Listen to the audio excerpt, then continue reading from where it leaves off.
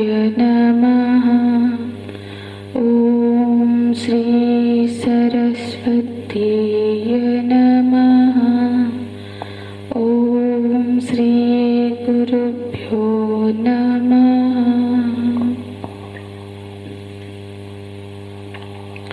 ॐ श्री परमात्मने नमः। अथ सप्तमोऽध्यायः। श्रीभगवानुवाच मय्यासक्तमनः पार्थ योगं युञ्जन्मदाश्रयः असंशयं समग्रं मां यथा ज्ञास्यसि तच्छृणु। ज्ञानं तेऽहं सविज्ञानम् इदं वक्ष्याम्यशेषतः यज्ज्ञात्वा नेह भूयोऽन्यत् ज्ञातव्यमवशिष्यते। मनुष्याणां सहस्रेषु कश्चित् यतति सिद्धये यततामपि सिद्धानां कश्चिन्मां वेत्ति तत्त्वतः।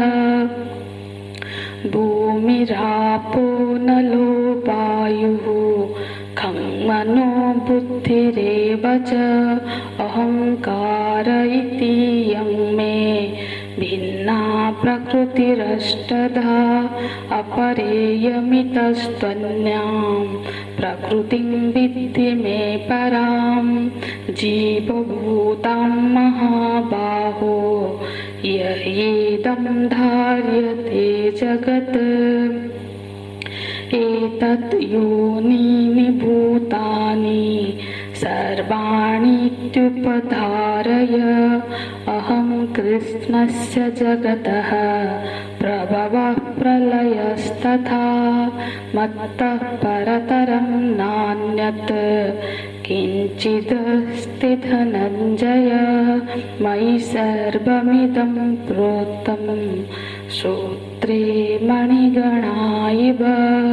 रसोऽहमप्सु कौन्तेय प्रभास्मि शशिसूर्ययोः।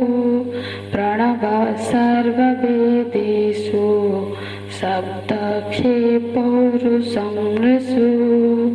शब्दखे पौरुषं नृषु।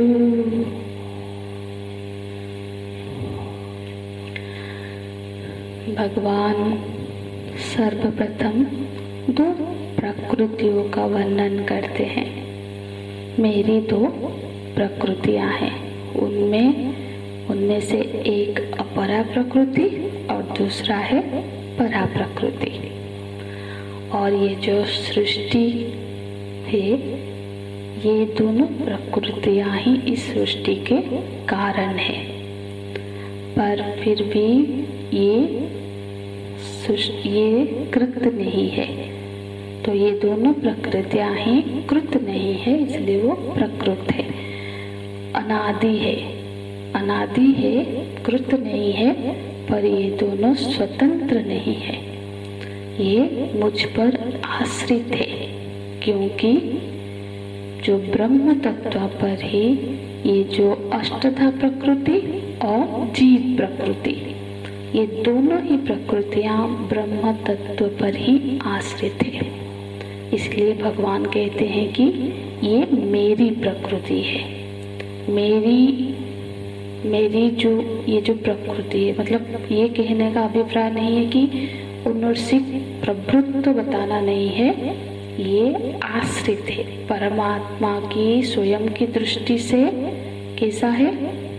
भागवत में वर्णन आता है ना, सदा निरस्तम कुहुकम, मतलब उनमें माया का कोई छाया भी नहीं है। हाँ, और सृष्टि की दृष्टि से जब परमात्मा को हम देखेंगे तो फिर वो क्या कहलाएंगे? मायावान, माया के अधिपति। तो एतत् भगवान बोलते एतत् योनिनि भूतानि। तो ये जो दोनों प्रकृतियां हैं, ये सृष्टि की योनि है। तो वो प्रकृति ही इस सृष्टि का मूल है, लेकिन वो स्वतंत्र रूप से सत्तावान नहीं है, क्योंकि वो भगवान के ऊपर आश्रित है। ये जो इन प्रकृतियों की जो सत्ता है, उनकी जो श्रुति है, उनकी जो प्रियता है, वो मुझसे ही है, मतलब ये भगवान से ही प्राप्त है। इसलिए भगवान बोलते हैं मम प्रकृति। एक तो वो मुझसे ही है, इसीलिए ये सृष्टि का मूल तत्व फिर मैं ही हुआ। अहम कृष्णस्य जगतः प्रभवः प्रलयस्तथा। कृष्णस्य माने अशेष, समग्र।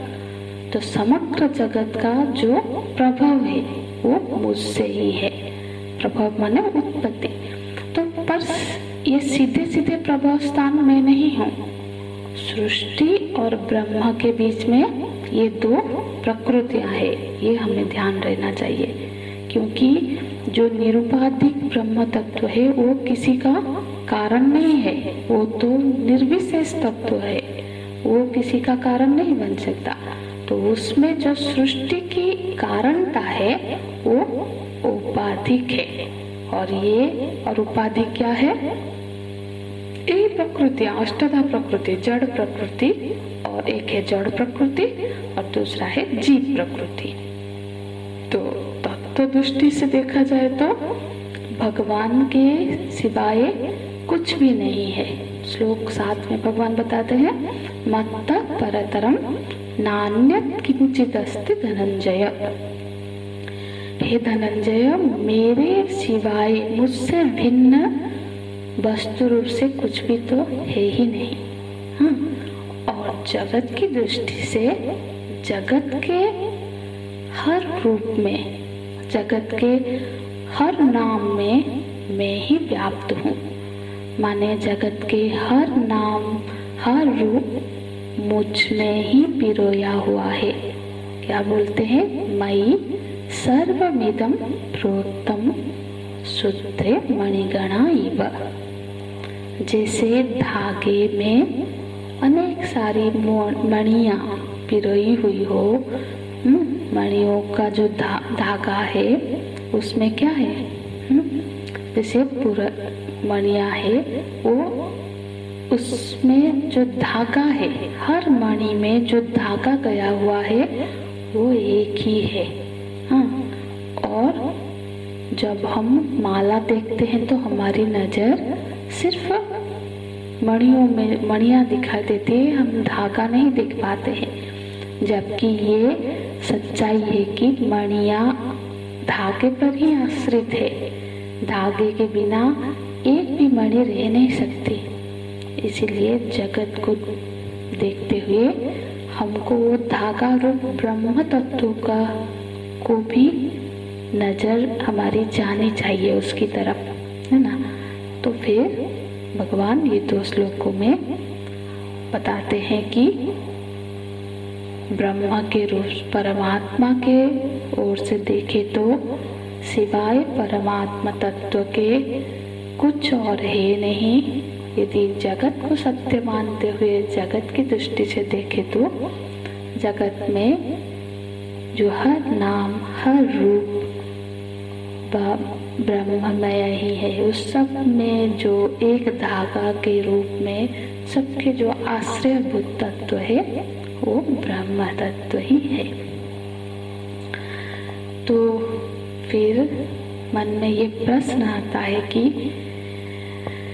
ये बात तो समझ आती है कि भगवान आप समूचे सृष्टि के मूल है, समूचे सृष्टि आप पर आश्रित है, आप में पिरोई हुई है। ये सब कुछ समझने के बाद भी आप हमें दिखाई नहीं देते हैं।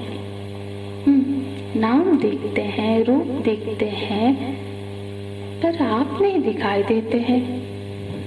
तो ऐसे साधकों के लिए तो भगवान ने अपनी आगे के श्लोकों में अपनी विभूतियों का वर्णन किया है। विभूति के वर्णन करने का अर्थ क्या है? उसका प्रयोजन है कि जो उपासक है, उपासना का आश्रय प्रदान करना।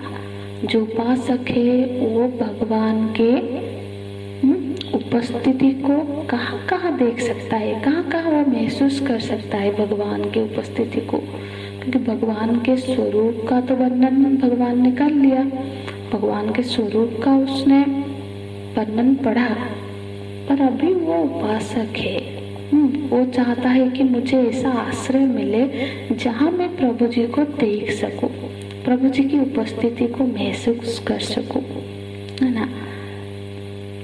सर्वत्र वो तो है, पर हम सर्वत्र अभी देखने के लिए समर्थ नहीं बन पाए हैं। जैसे हम जब मंदिर जाते हैं तो ऐसी एक मंदिर एक ऐसी जगह होती है जहाँ हम जाते हैं तो उनकी उपस्थिति महसूस होती है। हालांकि मंदिर के बाहर भी भगवान है, लेकिन वहाँ उनकी एहसास नहीं कर पाते। तो ऐसी जगह ये जानते हुए कि भगवान सर्वत्र है, उनके होने का एहसास हम किसी जगह पे जाकर कर पाते हैं, जितना ज़्यादा बाहर नहीं कर पाते हैं। तो मानो कि उसने प्रभु जी से साथ अपने प्रार्थना की कि भगवान केसु केसु च भावेषु चिंतुषि भगवान मया। 10वें अध्याय में वो तो विभूति योग है ना, तो वहाँ पे 10वें अध्याय में अर्जुन जी पूछते हैं कि भगवान वो कौन कौन सी वस्तुएं हैं जिनमें मैं आपकी उपस्थिति को महसूस कर सकूं। तो भगवान ने वहाँ पे भी अपनी विभूतियों का वर्णन किया है।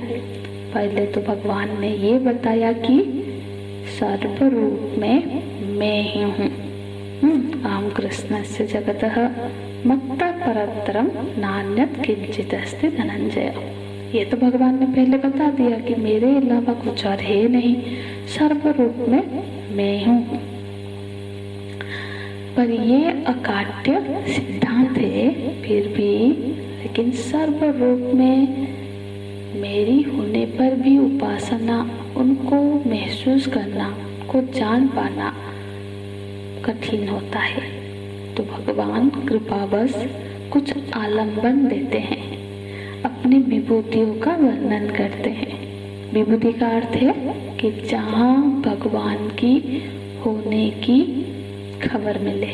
माने जब हम किसी वस्तु को देखें, उसमें ऐसी कोई वस्तु हमें नजर आवे जिससे भगवान की उपस्थिति का हमारे मन को स्वीकृति हो जाए।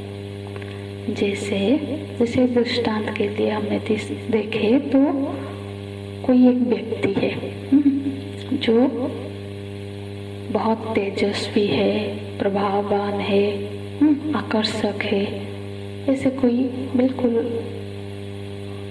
अच्छी तरह से व्यवहार करने वाला। तो ऐसे एक व्यक्ति से जब हम मिलते हैं तो ऐसा लगता है कि ये तो कोई देवता है, ये तो साधारण मनुष्य नहीं, देवता है। जब कोई बहुत दान करता है, बहुत धर्म करता है, तो लोग बोलते हैं ना, अरे वो तो देवता आदमी है।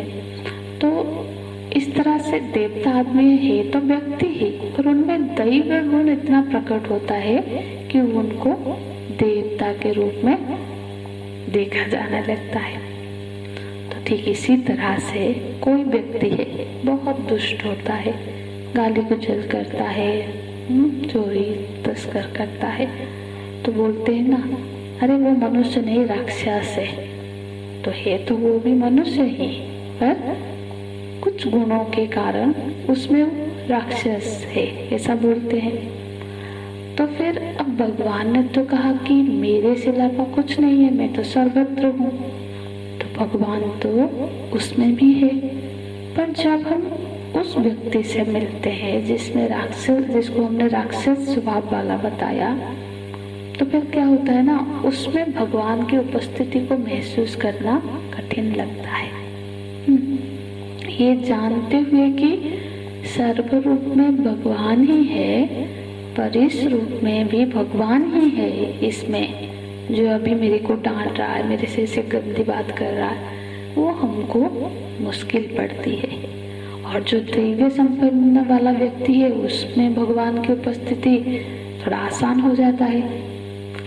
और तो इसीलिए भगवान कुछ विभूतियों का वर्णन करते हैं कि जो उपासक है, हाँ, वो उपासक के लिए भगवान अपनी विभूतियों का आगे के श्लोक में वर्णन करते हैं, क्योंकि संपूर्ण विश्व में भगवान भरे हुए हैं। हाँ, माने संपूर्ण विश्व भगवानमय ही है। पर इस बात को भगवान आगे के श्लोक में 15 दृष्टांत देकर भगवान बोलते हैं कि इसको दृष्टांत पंचदशी भी बोलते हैं। तो एक तरह से 15 तरह से यह बात को समझाते हैं कि मैं कैसे विश्व में भरपूर हूँ। समझना तो हमको यही है कि भगवान विश्व में भरपूर है, पर कैसे भरपूर है, यहाँ पे 15 चीजों का 15 दृष्टांतों के माध्यम से आप किसी समझिए कि भगवान अपनी उपस्थिति बता रहे हैं। रसो हम आपसो कुंतेय प्रवास में शशि सूर्य हो प्रणव सर्ववेदेषु शब्द खे पौरुषम ऋषु।